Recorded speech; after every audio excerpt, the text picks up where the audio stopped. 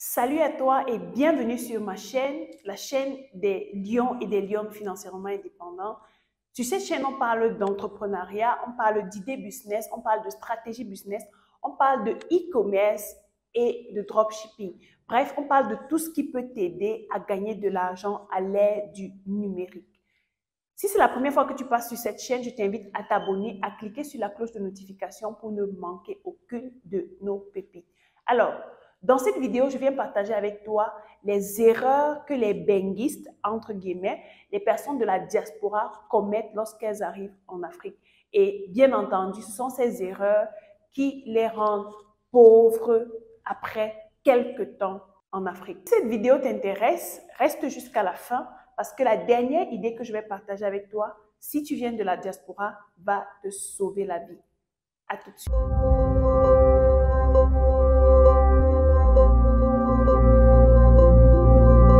Je vous l'avais annoncé, cette année, nous organisons une conférence, une business conférence au Cameroun, dans la ville de Yaoundé, à l'hôtel La Falaise, situé à Ouarda, autour du thème « Lancer son business de e-commerce en Afrique en sourçant ses produits en Chine et en Turquie ». Donc, si tu es intéressé par le e-commerce, si tu souhaites bénéficier des avantages que le digital nous offre aujourd'hui, je t'invite à t'inscrire à cette conférence en remplissant le formulaire qui se trouve dans la barre de description et nous allons te contacter.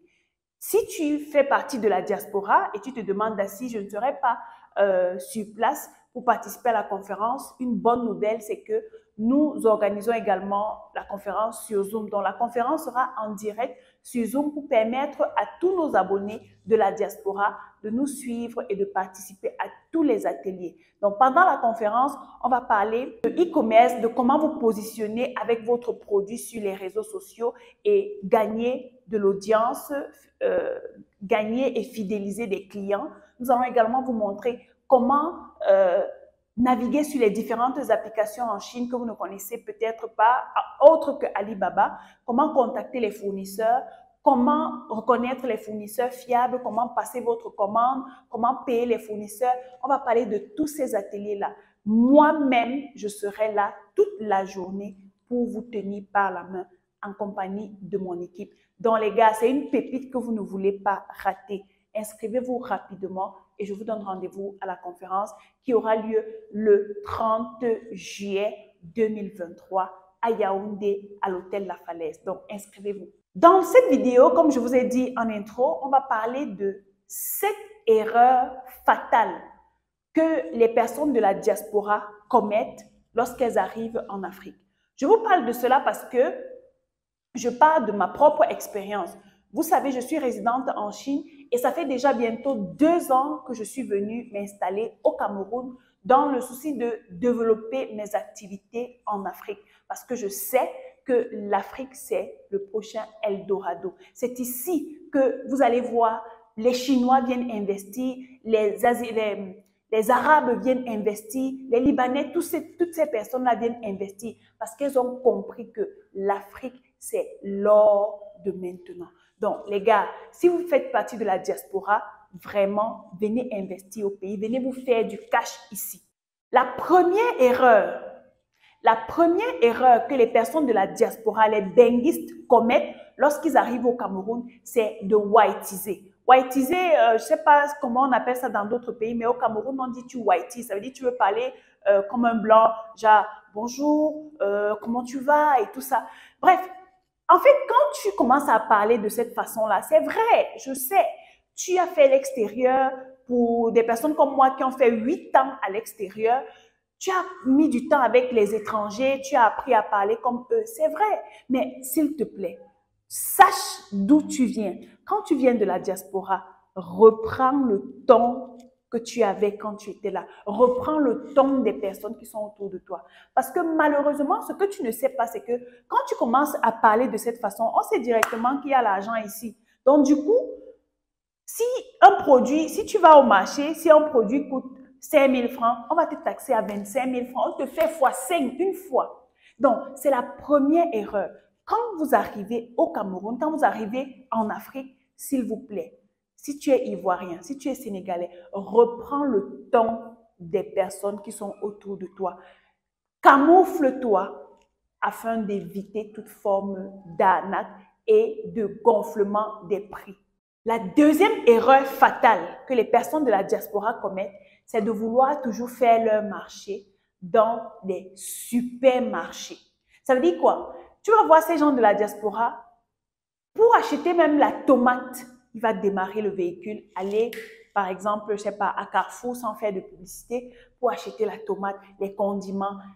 Les gars, c'est vrai, on sait qu'en Europe, vous avez l'habitude d'aller dans les supermarchés pour faire le marché. Mais s'il te plaît, quand tu arrives sur place, tu as de la matière première, tu as tout ce qu'il faut. Tu peux aller dans le petit marché du coin et bref, t'habiller simplement, aller faire ton marché sans qu'on ne sache que tu viens que tu as pris l'avion, que tu viens de l'Europe. Tu fais ton marché comme une personne lambda. Vraiment, tu t'en sors bien, tu manges de la bonne bouffe et tout. Mais l'erreur que vous commettez, c'est que vous voulez toujours aller dans des endroits luxueux parce que vous venez de la diaspora. Mais malheureusement, une fois de plus, ça vous fait énormément dépenser. Si tu calcules seulement le carburant que tu dépenses pour aller, le carburant que tu brûles pour aller au supermarché, le prix de la tomate qu'on te vend là-bas, c'est le prix d'un cajot qu'on te vendrait au marché. Donc, les gars, s'il vous plaît, parce qu'il y a plusieurs personnes qui me disent, Assise, non, je viens de la diaspora, je ne veux pas aller me salir dans la boue au marché, il y a de la poussière et tout. Quand tu vas aller au supermarché où c'est climatisé et tout, en fait, ça ne nous sert à rien. Ça ne nous sert à rien. Apprenons à être simple. C'est la raison pour laquelle vous attirez tellement de problèmes. La troisième erreur fatale qui fait tomber les personnes de la diaspora, c'est toujours de vouloir habiter dans des maisons luxueuses, habiter dans des quartiers huppés de la place. Je connais des personnes qui sont venues de la diaspora et qui ont décidé, par exemple, de laisser leur maison familiale et d'aller vivre dans les quartiers comme Bastos, pour ceux qui sont à Yaoundé, d'aller louer des maisons là-bas, des maisons à 700 000, 1 million, 2 millions par mois. Les gars, dites-moi, quand vous êtes en Europe là, est-ce que la maison dans laquelle vous vivez coûte 1 million, coûte 2 millions? Mais parce que vous voulez qu'on sache que vous êtes un benguiste, parce qu'on sache que vous avez la belle vie, parce que vous voulez, en fait, faire voir, parce que vous voulez vous faire voir, vous décidez d'aller louer les grosses maisons dans les quartiers huppés et tout. Mais ce que vous ne savez pas, c'est que vous vous mettez la pression pour rien.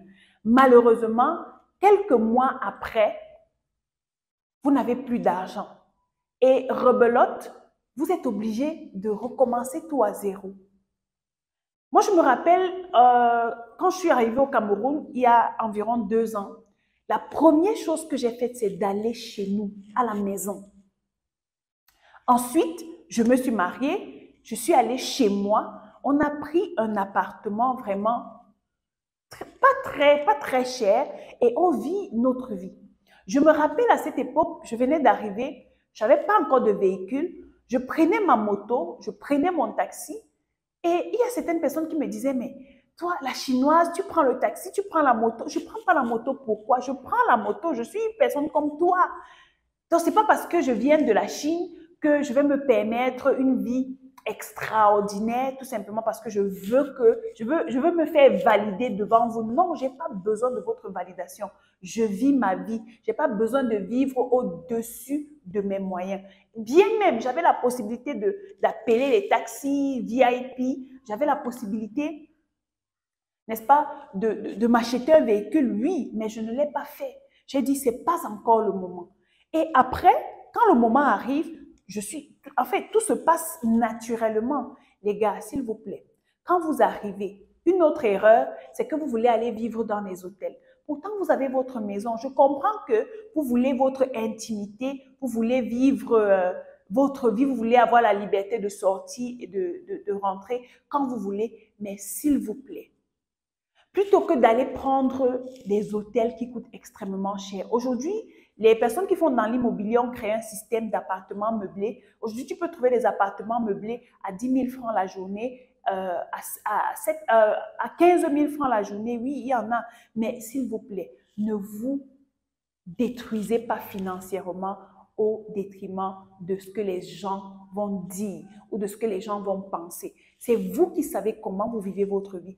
Est-ce que la vie que vous voulez mener, la super vie, la vie de super héros, de richissime que vous voulez mener en Afrique pour vous faire voir, est-ce cette même vie que vous menez en Europe? C'est la question que vous devez vous poser. Si la réponse est non, restez vraiment modeste et vivez votre vie. La quatrième erreur fatale que les personnes de la diaspora qui viennent en Afrique commettent, c'est de faire du farotage à longueur de journée. Vous savez, quand vous venez, j'avais un tonton qui vivait en Europe et à chaque fois qu'il venait, il avait toujours un petit sac. Il avait, à chaque fois qu'il arrivait au Cameroun, il changeait ses euros en CFA, en billets de 500, 1000 francs. Et à chaque fois qu'il voyait les gens, il passait le temps à faroter, il passait le temps à faroter. S'il vous plaît, ne faites pas cette erreur. L'argent que vous avez travaillé durement à l'extérieur doit vous permettre de venir investir sur place. Et je vois des étudiants qui prennent leur congé d'un mois, qui viennent s'installer, qui viennent en Afrique et ils passent le temps à faroter. Vous farotez sur la base de quoi? Et je demande souvent aux parents, vous les parents qui prenez l'argent d'un étudiant, vous prenez sur la base de quoi? L'argent que tu travailles durement là-bas doit te servir pour investissement dans ton pays, pour développer un business, pour contribuer au développement de l'Afrique afin de multiplier ton argent. Mais si tu commences à manger ta semence, quand est-ce que tu auras les fruits? Ça va prendre du temps. Donc, évitez de faire cette erreur. Certains s'hasardent à vraiment commander des grosses voitures. Je comprends. Tu es en France, tu es aux États-Unis, tu as ton véhicule. Quand tu arrives en Afrique, certainement, tu n'as pas de véhicule. Mais beaucoup commettent l'erreur fatale d'aller s'acheter un véhicule ou bien d'aller louer les véhicules. Moi, je connais des endroits où on fait des locations de véhicules. Les SUV, par exemple, ce n'est pas moins de 35 000 la journée. Donc, si tu as un mois au Cameroun, donc 35 000 francs, si tu veux un SUV, c'est 35 000. Si tu veux une berline, par exemple, on est dans les 20 000 la journée. Donc, si on commence seulement avec les berlines, 20 000 fois 10 jours, ça te fait 200 000. Fois 40 jours ou fois 30 jours, tu es déjà à plus de 300 000 de dépenses. Pourtant, avec ces mêmes 300 000, tu pouvais développer quelque chose ou tu pouvais même épargner. Mais vous vous dites, non, je suis assez benguiste, si on peut dire ça comme ça, je suis assez benguiste pour ne pas me salir dans la poussière, pour ne pas me faire coller dans les taxis ou sur la moto. Les gars, on s'en tape. Malheureusement, vous le faites pour faire plaisir aux yeux des gens qui vous détestent. La cinquième erreur fatale que vous, les benguistes, vous commettez, c'est lorsque vous arrivez en Afrique avec vos enfants, vous voulez forcément les inscrire dans les super écoles, les plus grandes écoles privées qui existent. Mais la question que je vais vous poser, est-ce que lorsque vous êtes dans ces pays-là, vos enfants fréquentent dans les super écoles, dans les grosses écoles ou dans les écoles privées?